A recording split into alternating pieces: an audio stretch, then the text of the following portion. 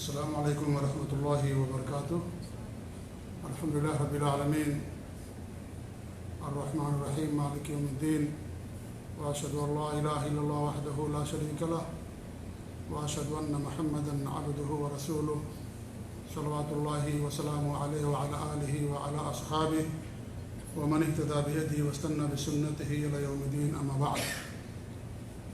معزز حاضرین، گزشتہ ہفتے سے اس مسجد کے اندر دوبارہ اصول ایمان کی شرح کا آغاز کیا گیا ہے۔ گزشتہ ہفتے جس موضوع پر آپ کے سامنے گفتگو ہوئی تھی یا اس کا آغاز کیا گیا تھا وہ تھا طلب علم کی فضیلت۔ اس کے تحت مصنف رحمۃ اللہ علیہ نے جو حدیث بیان کی ہے، اس حدیث کے شروع کا حصہ اس کی قدر تفصیل کے ساتھ آپ کے سامنے گفتگو ہوئی تھی۔ آج سے انشاءاللہ جو حدیث ہے، جو ہمارے نبی صلی اللہ علیہ وسلم کے الفاظ ہیں، ان کی شرح کرنے کی انشاءاللہ ہم کوشش کریں گے۔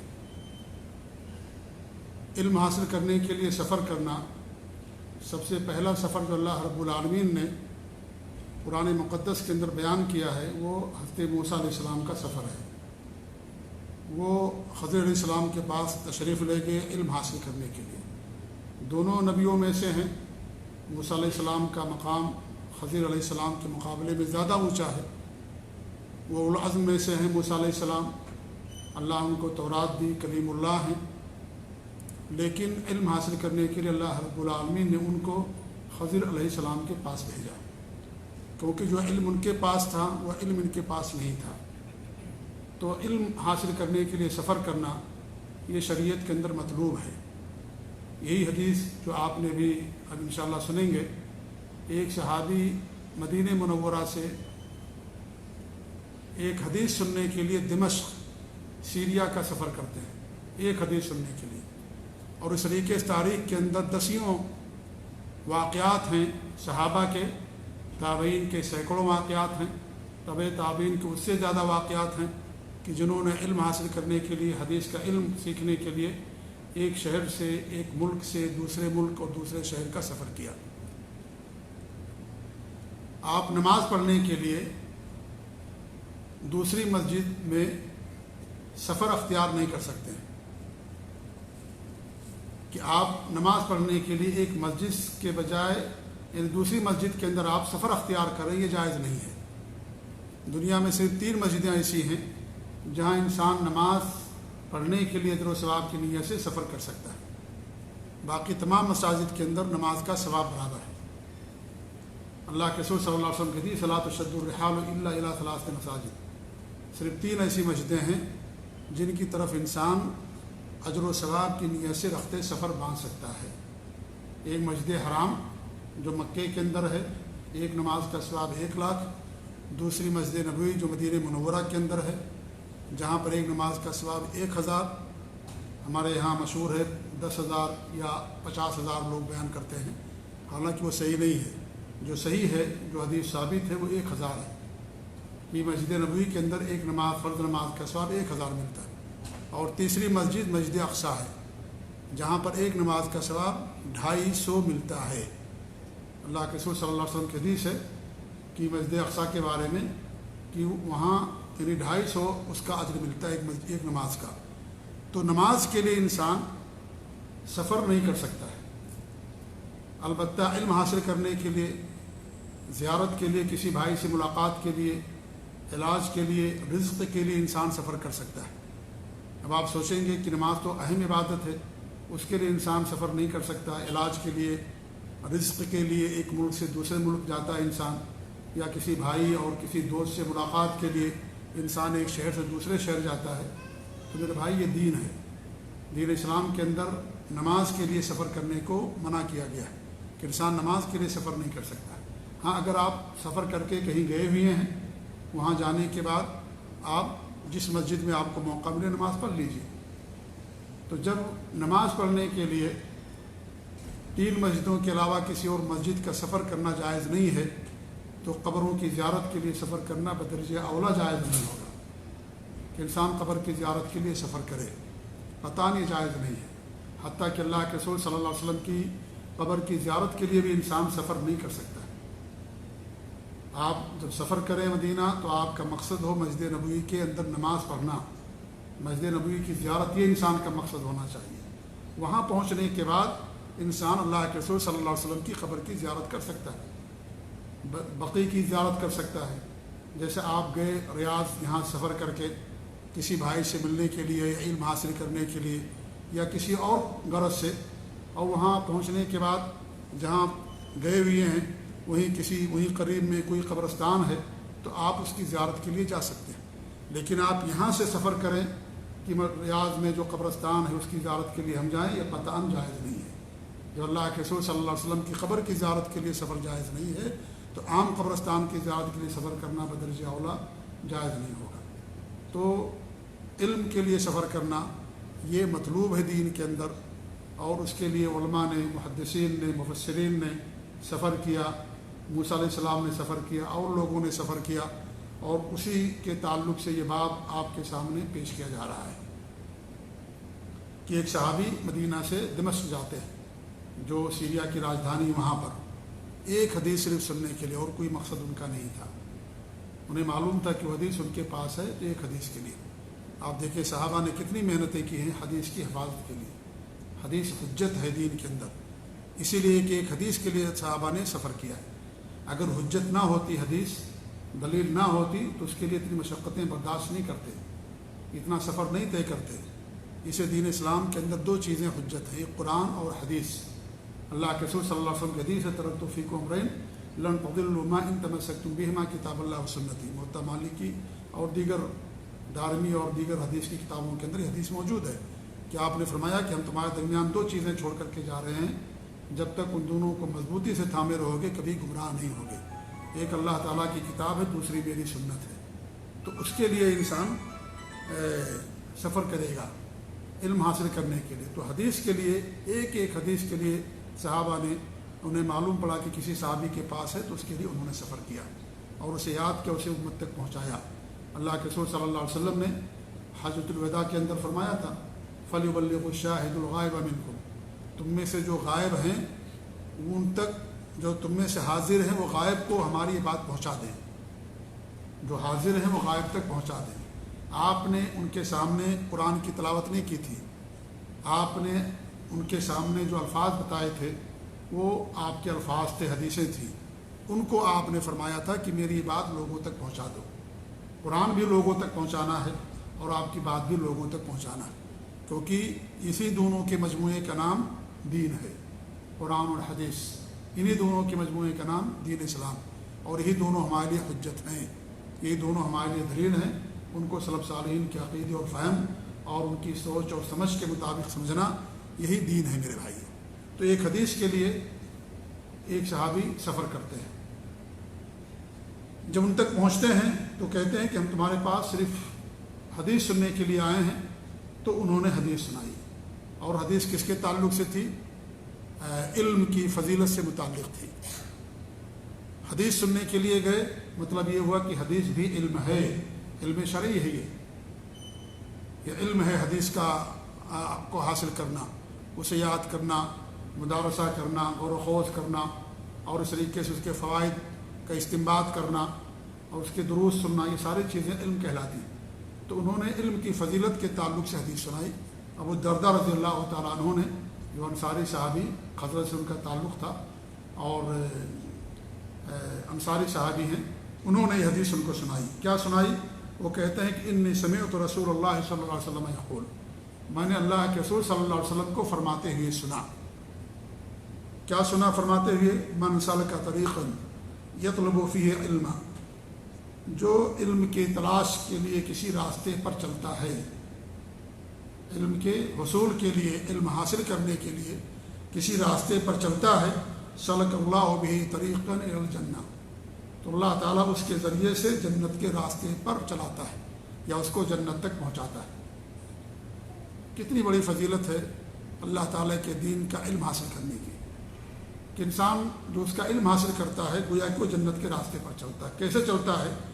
کیونکہ علم شرعی سے یہ ہمیں بات سمجھ میں آتی ہے کہ کون سا راستہ انسان کو جنت تک پہنچاتا ہے، وہ کون سے اسباب ہیں جن کو اپنا کر کے، وہ کون سے اعمال ہیں جن کو کرنے سے انسان جنت کا حقدار بنتا ہے، اور وہ کون سے اعمال ہیں جن کو چھوڑ دینے سے انسان جہنم سے بچ جاتا ہے۔ یہ ہمیں کہاں ملتا ہے؟ یہ ہمیں ملتا ہے قرآن و حدیث کے اندر، اللہ تعالیٰ کے دین کے اندر یہ چیز ہمیں ملتی ہے۔ اس لیے جو اللہ تعالیٰ کے دین کا علم حاصل کرتا ہے، گویا کہ وہ اگر وہ اس علم کے مطابق عمل کرتا ہے تو گویا کہ وہ جنت کے راستے پر چلتا ہے، کیونکہ اسی کے اندر ہم کو جنت کی رہنمائی کی گئی ہے اور جہنم سے بچنے کی تلقین کی گئی ہے۔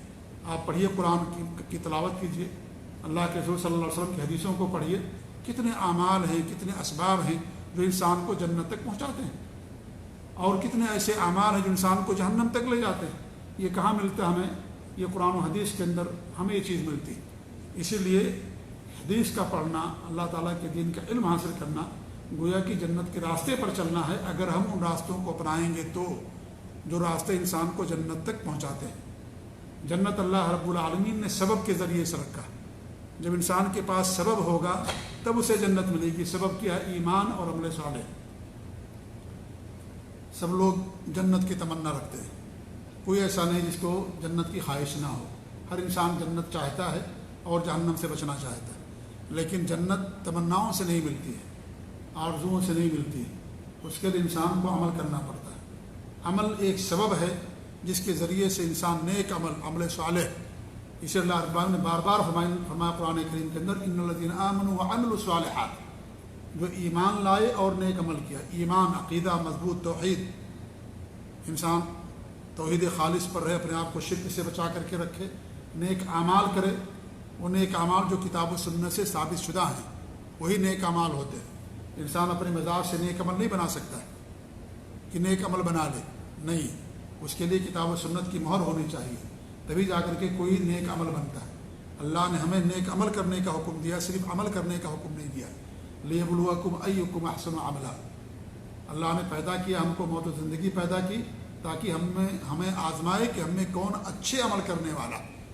اللہ تعالیٰ کو اچھا عمل مطلوب ہے، کوالٹی اور جودہ ہونا چاہیے، کوانٹیٹی نہیں ہونی چاہیے۔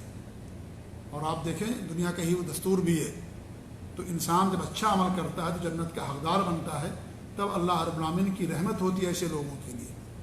تو یہ سبب ہے، جب سبب ہوگا تب آپ کو جنت ملے گی۔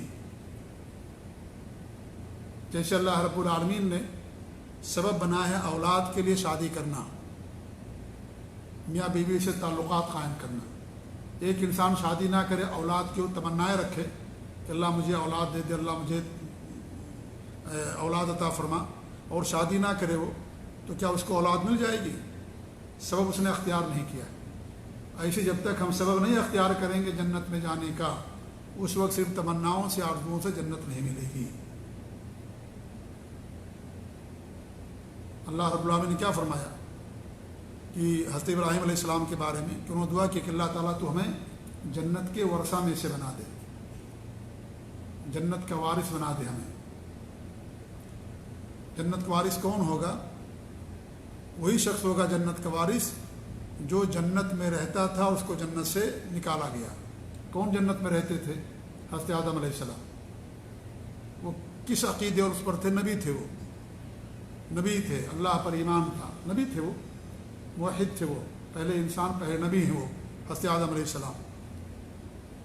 تو وارث انسان اسی کا ہوتا ہے جو ان کے دین اور ان کے منہج، ان کے دین پر ہوتا ہے۔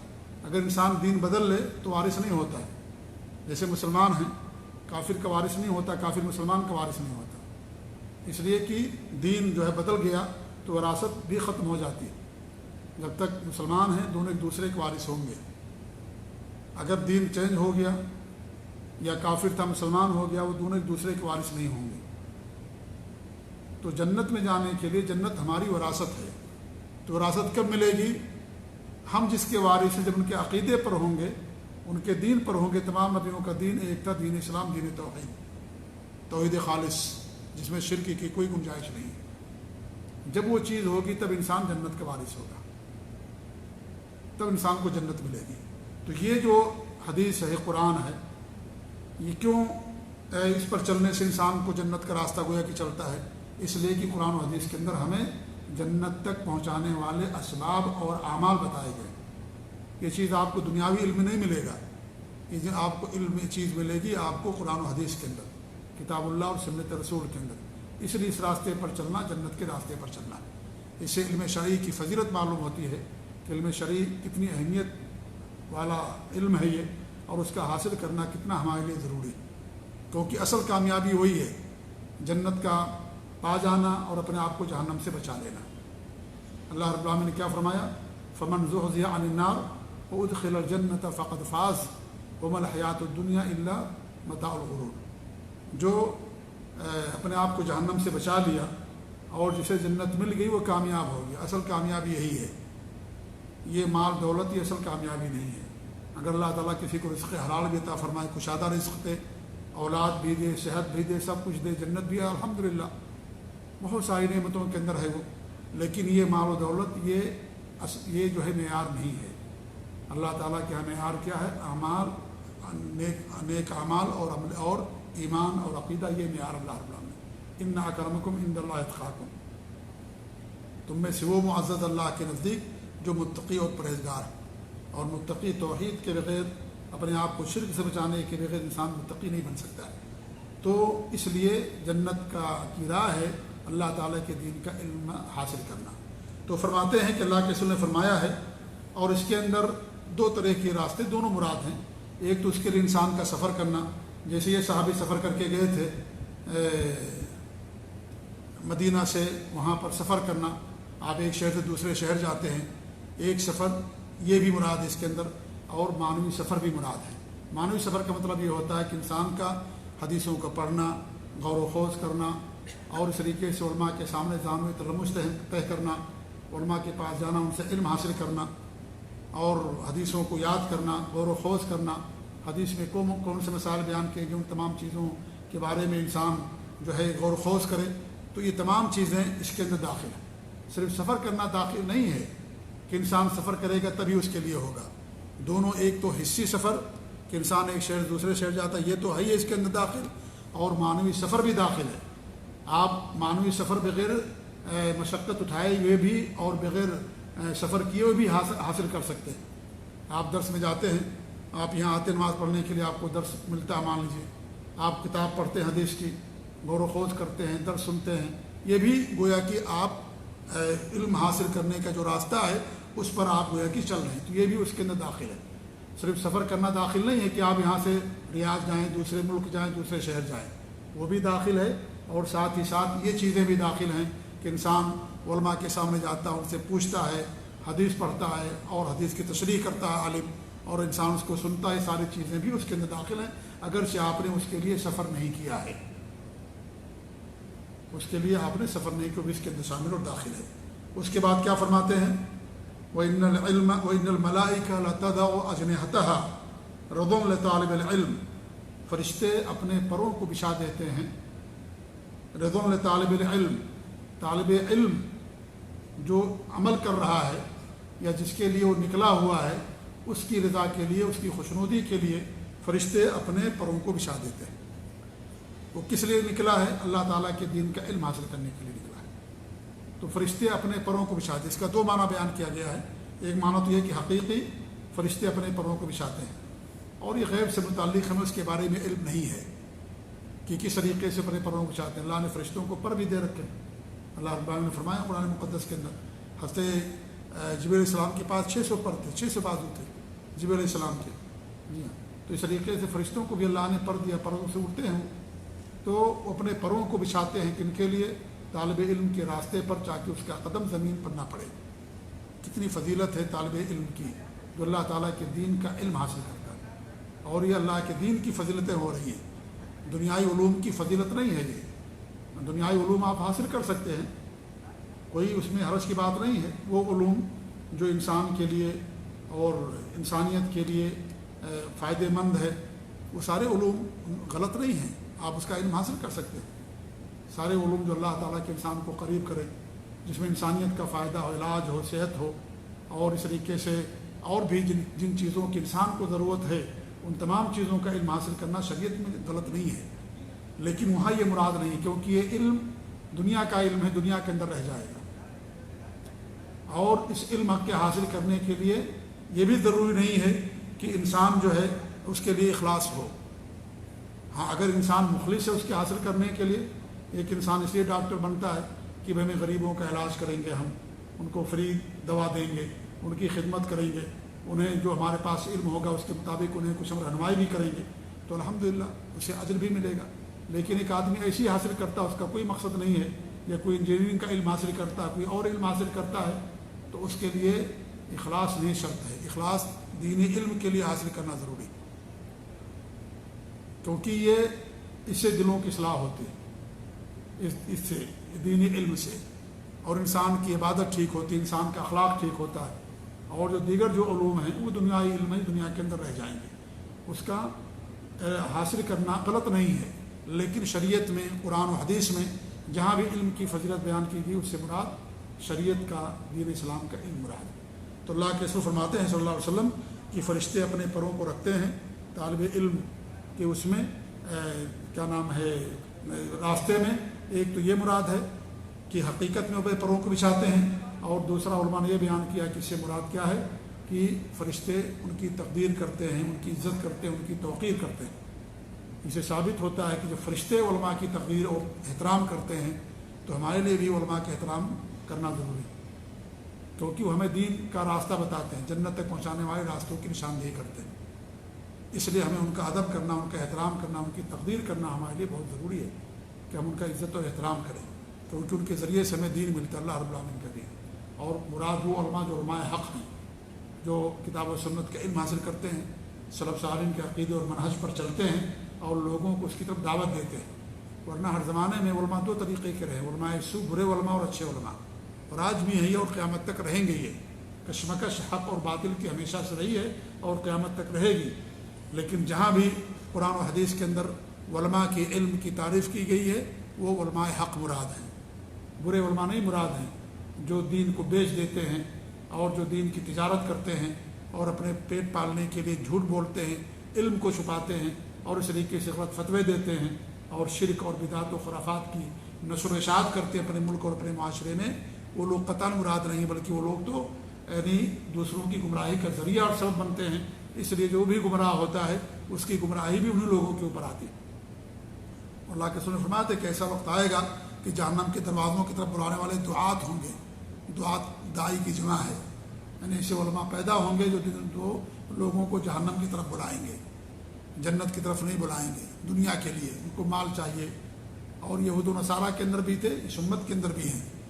اس لیے جہاں بھی قرآن و حدیث کے اندر علماء کی تعریف کی گئی ہے، اس سے مراد علماء حق ہیں، جن کے ذریعے سے انسان کو دین کا علم حاصل ہوتا ہے، جنت کا راستہ جن کے ذریعے سے ملتا ہے۔ تو ایسے لوگوں کے لیے فرشتے اپنے پروں کو بچھا دیتے ہیں۔ وَإِنَّ الْعَالِمَ لَيَسْتَغْفِرُ لَهُ مَنْ فِي السَّمَاوَاتِ، اور عالم کے لیے جو آسمانوں میں ہیں، وَمَنْ فِي الْأَرْضِ، اور جو زمینوں میں ہیں، وَالْحِيتَانُ فِي جَوْفِ الْمَاءِ، اور مچھلیاں جو پانی کی تہوں میں ہیں، پانی کے پیٹ میں ہیں، وہ سب کے سب عالم کے لیے دعائیں کرتی ہیں، استغفار کی کہ اللہ تعالیٰ ان کی مغفرت فرما۔ کیوں؟ اس لیے کہ ان کے ذریعے سے لوگ ایک دوسرے کو حقوق کو جانتے ہیں۔ علماء بتاتے ہیں فرشتوں کے بارے میں کہ ان کے بارے میں ایمان انسان کا کس طریقے سے ہونا چاہیے، زمین پر جو لوگ بستے ہیں ان کے حقوق کیا ہیں ایک دوسرے کے، وہ علماء بتاتے ہیں۔ اور جب یہ اللہ تعالیٰ کے دین کی نشر و اشاعت کرتے ہیں، دنیا کے اندر اصلاح ہوتی ہے، منکر اور فساد اور شرک بدعت و خرافات ختم ہوتے ہیں، امن و امان ہوتا ہے، لوگ اللہ کی بات کرتے ہیں، تو جب زمین کے اندر اصلاح ہوتی ہے تو اس سے سارے لوگوں کو فائدہ ہوتا ہے۔ تو زمین پر بسنے والے چڑیا اور چوپائے جانور، پانی کی تہوں کے اندر رہنے والی مچھلیاں، سب ان کے لیے دعائیں کرتی ہیں، کیونکہ ان کا نفع متعدی ہے، ان کا نفع دوسروں تک پہنچتا ہے، ان کے ذریعے دنیا کے اندر اصلاح ہوتی ہے، امر بالمعروف اور نہی منکر کا فریضہ انجام دیتے ہیں، لوگوں کو معروف توحید اور سنت کی طرف بلاتے ہیں، حق کی طرف دعوت دیتے ہیں، اور لوگوں کو منکر سے، شرک سے، بدعت و خرافات سے منع کرتے ہیں۔ اس لیے ان کے لیے سارے لوگ دعائیں کرتے ہیں، فرشتے بھی ان کے لیے دعائیں کرتے ہیں، کیونکہ فرشتے کون ہیں، ان کے حقوق ہمارے اوپر کیا ہیں، ان پر ایمان ہمیں کیسے ہونا چاہیے، یہ کیسے ہمیں معلوم ہوگا؟ یہ کتاب و سنت سے معلوم ہوتا ہمیں، دنیاوی علم سے چیز آپ کو نہیں معلوم ہوگی فرشتوں کے بارے میں. کہاں سے معلوم ہوگا؟ قرآن و حدیث سے چیز آپ کو معلوم ہوگی. اس لیے فرشتے بھی ان کے لیے دعائیں کرتے ہیں کہ ان کے ذریعے سے ان کا حق لوگوں تک پہنچتا ہے اور لوگ ان کے حق ادا کرتے ہیں. ایسے جو دنیا کے اندر بستے ہیں ان کے بھی ماں باپ کے حقوق کیا ہیں، رشتہ داروں کے حقوق کیا ہیں، یا اس طریقے سے علماء کے حقوق کیا ہیں، بچوں کے حقوق کیا ہیں، پڑوسیوں کے حقوق کیا ہیں، میاں بیوی کے حقوق کیا ہیں. یہ سب کہاں ملے گا آپ کو؟ یہ اللہ رب العالمین کے دین کے اندر ساری چیزیں ملتی ہیں. اور کون بتاتا ہے؟ یہ عالم دین بتاتا ہے. اسے جو بھی زمین پر رہتے ہیں سب ان کے لیے دعائیں کرتے ہیں. جب دنیا کے اندر اصلاح ہوتی ہے، اللہ کی رحمتیں نازل ہوتی ہیں، بارشیں ہوتی ہیں، اور جب زمین کے اندر اصلاح ہوتی ہے، بارشیں ہوتی ہیں، تو بارشیں چوپاؤں کو بھی فائدہ ہوتا ہے، جانوروں کو فائدہ ہوتا ہے، گھاس پھوس اگتی ہے، فصلیں اگتی ہیں. اس لیے چوپائے بھی ایسے لوگوں کے لیے دعائیں کرتے ہیں، کیونکہ ان کے ذریعے دنیا کے اندر امن و امان قائم ہوتا ہے، لوگوں کی اصلاح ہوتی ہے. کتنا بڑا خیر ہے ان کے ذریعے سے دنیا کے اندر. جو معروف کا حکم دیتے ہیں، لوگوں کو منکر سے روکتے ہیں. اس اللہ تعالیٰ کے دین کے علم حاصل کرنے کی بڑی فضیلت ہے، علماء کی بڑی فضیلت ہے، اور اس حدیث کے اندر انہی کے لیے یہ فضیلتیں بیان کی گئی. آگے فرماتے ہیں وَإِنَّ فَضْلَ الْعَالِمِ عَلَى الْعَابِدِ، عالم کی فضیلت عابد پر ایسے ہی ہے کہ فضل القمر لیلۃ البدر بدری علی سائر الکواکب. جس طریقے سے 14ویں چاند کی فضیلت ہوتی ہے تمام ستاروں پر. 14ویں کا چاند جب مکمل ہوتا ہے تو اس کے سامنے تاروں اور ستاروں کی کیا حیثیت ہوتی ہے. اور تاروں کے اندر جو روشنی ہے وہ چاند کی وجہ سے ہے، اور ان کی روشنی انہی کی ذات تک محدود ہے. اس لیے عابد کا جو ہے اس کی عبادت اس کی اپنی ذات تک محدود ہے، اس کی عبادت سے دوسروں کو فائدہ نہیں ہوتا ہے. لیکن ایک عالم کے علم سے دوسروں کو فائدہ پہنچتا ہے، اور اس کا نفع متعدی دوسروں تک پہنچتا ہے. اسی لیے اس کی مثال قمر سے، چاند سے دی گئی ہے. جیسے چاند سے سب لوگ روشنی حاصل کرتے ہیں، راستے لوگ اپنا پتہ کرتے ہیں چاند سے، لیکن ستاروں کے ذریعے سے روشنی حاصل نہیں ہوتی، اور ستاروں کو جو روشنی ہے چاند کے ذریعے سے ملتی ہے. تو اس طریقے سے ایک عالم کی فضیلت ہوتی ہے عابد کے اوپر. عابد جو بغیر علم کے اللہ تعالیٰ کی بات کرتا ہے. جی، عبادت اللہ کے ہمیں کرنے کا حکم دیا گیا ہے، بلکہ اللہ نے ہمیں اپنی عبادت ہی کے لیے پیدا کیا ہے، لیکن اس کے لیے علم ضروری ہے کہ انسان عبادت سے پہلے علم حاصل کرے. آپ کوئی بھی کام کرنے سے پہلے اس کا علم حاصل کر دیں، تب اس کے بعد وہ کام کرتے ہیں. ایسا نہیں ہے کہ اس کا علم حاصل کے بغیر کوئی انسان کام شروع کر دیتا. تو اللہ رب العالمین کا دین ہے فَعْلَمْ أَنَّهُ لَا إِلَٰهَ إِلَّا اللَّهُ وَاسْتَغْفِرْ لِذَنبِكَ. پہلے علم حاصل کرو کہ اللہ تعالیٰ کے علاوہ کوئی سچا معبود نہیں ہے، اور اپنے گناہوں کی مغفرت طلب کرو.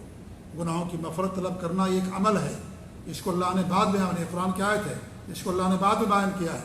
پہلے کیا فرمایا؟ فَعْلَمْ، علم حاصل کرو. علم پہلے، عمل بعد میں ہے، اس لیے عمل سے پہلے علم ضروری ہے. تو عابد جو ہوتا ہے بعد سے جو صرف کرتا ہے، اس کا جو حق، اس کا جو نفع ہے، یا اس کی اپنی ذات تک محدود ہے، دوسرے اسے فائدہ نہیں اٹھاتے. لیکن جو عالم ہوتا ہے اس کا فائدہ دوسروں تک بھی پہنچتا ہے، سارے لوگ اس سے فائدہ اٹھاتے ہیں. اس لیے عالم کی بہت زیادہ فضیلت ہے، جیسے چاند کی فضیلت ہے تمام ستاروں پر. اللہ کے رسول نے فرمایا ایک عالم کی فضیلت لوگوں پر ایسی جیسے میری فضیلت تم میں سے ایک معمولی انسان کے اوپر ہے. اس سے اور زیادہ کیا عالم کی فضیلت بیان کی جا سکتی ہے. آپ فرمایا جیسے میری فضیلت ایک عام آدمی پر ہے، ایسے ایک عالم کی فضیلت تمام لوگوں کے اوپر ہوتی ہے. وہ عالم جو کتاب و سنت کا علم حاصل کرتا ہے، اور جو علماء حق ہے ان کی بات ہوتی ہے. بات ہمیشہ یاد رکھیے گا. جی ہاں، برے علماء کی بات نہیں ہوتی ہے. برے علماء تو جہنم کے ادھر بنیں گے. وہ حدیث سے معلوم ہے نا، کیا نام ہے، قیامت کے دن عالم بھی لایا جائے گا نا، اسے بھی جہنم کے اندر ڈالا جائے گا. قاری ہوگا، عالم ہوگا، جی ہاں، اسے بھی جہنم کے اندر ڈالا جائے گا. تو لفظ علم اگر وہ کتاب و سنت کا علم ہے تب وہ مقدس ہے، ورنہ ہر عالم یہ جو ہے محترم نہیں ہوتا. ذات کے لحاظ سے انسان ہونے کے ناطے احترام کیا جائے گا، لیکن اس کے جو نقصانات ہیں، اس کے جو مفاسد ہیں، برائیاں ہیں، اور جو امت کے اندر اس کے ذریعے سے فساد ہو رہا ہے، امت بگڑ رہی ہے، اس کو کھول کر کے لوگوں کے سامنے بیان کیا جائے گا، تاکہ لوگ بچیں اس کے مکر سے، اس کے فریب سے، اور اس کے دجل سے، اور اس کی گمراہی سے لوگ بچیں، اور پوری امت بچے. تو ہمارے نبی نے فرمایا کہ چاند کی عابد پر ایسی ایک عالم کی فضیلت ہوتی ہے. اور بھی حدیث آگے ہے، اور وقت چونکہ ہو گیا ہے اس لیے حدیث پوری ختم نہیں ہو پائے گی. انشاءاللہ آنے والے درس میں ہم حدیث کو ختم کرنے کی کوشش کریں گے۔ اللہ سے ہماری یہی دعا ہے کہ اللہ رب العالمین ہمیں اپنے دین کا علم حاصل کرنے کی توفیق دے اور حاصل کرنے کے بعد عمل کرنے کی توفیق دے۔ علم ہونا عمل نہ کرنا یہ یہودیوں کی شناخت ہے، اور علم کے بغیر صرف عمل کرنا یہ نصارہ کی پہچان ہے۔ امت مسلمہ کی پہچان علم کے بعد عمل کرنا، جو علم حاصل کرنا اس کے اوپر عمل کرنا۔ تو اللہ تعالی ہم سب لوگوں کو علم حاصل کرنے کی توفیق دے اور اس پر عمل کرنے کی بھی توفیق دے، آمین۔ صلی اللہ علیہ محمد وعلی آلہ و صحابہ اجمعین۔ والسلام علیکم ورحمۃ اللہ وبرکاتہ۔